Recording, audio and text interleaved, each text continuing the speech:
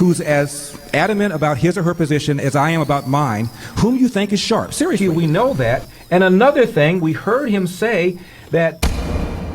Hey sports fans, Larry Elder here with episode number 71 of And Another Thing. I will be brief. But first go to LarryElder.com, fill out the form, become an Eldorado. You're going to get a copy of my feature-length award-winning documentary called Michael and Me, where we explore the Second Amendment and more importantly where I ambush Michael Moore and I ask him 3 times how often Americans use guns every year to defend themselves. In other words, how many Americans are alive because of firearms as opposed to how many Americans are killed because of firearms. And 3 times Michael Moore said, well, you're going to have to get the DVD to find out what he said. Now for episode number 71 of And Another Thing.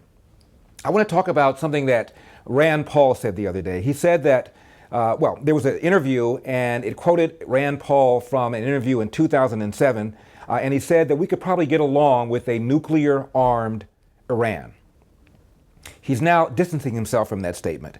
But it reminded me of something that he said earlier. He and his father were adamant opponents of the Iraq war. I respect people that oppose the war. There are legitimate reasons to have opposed the war. I supported the war. What I don't respect is this glee with which some Republicans trumpet the fact that they were, quote, right about the Iraq war. And I sense that coming from people like Rand Paul. And what bothers me about it is Republican Party already has a black eye for all sorts of reasons, most notably that we're always on the defensive because of the what I call the access of indoctrination. And that's Hollywood, the media, and academia.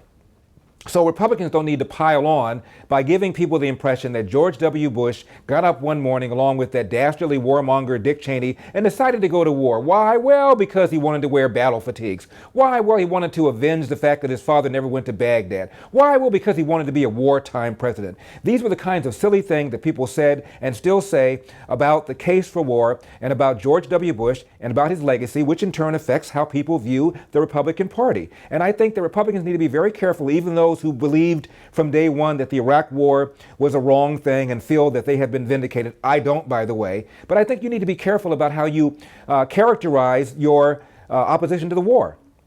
It's one thing to be opposed to the war for reasons that I think are military, strategic, or maybe even moral. It's another thing to say that if you felt differently, you're an idiot, you're a fool, you're a bad guy, which is what many people on the left say about Republicans in general and about George W. Bush in particular. And I'm very concerned when people like Rand Paul, in my opinion, pile on. Let's go back to the case for war in Iraq. I hope you enjoyed this small excerpt. If you want to see the full video, got to be an Eldorado. Go to my website, LarryElder.com, log in, fill out the form. It'll cost you about $4.75 a month, or about the price of a mocha frappuccino latte at your favorite coffee house.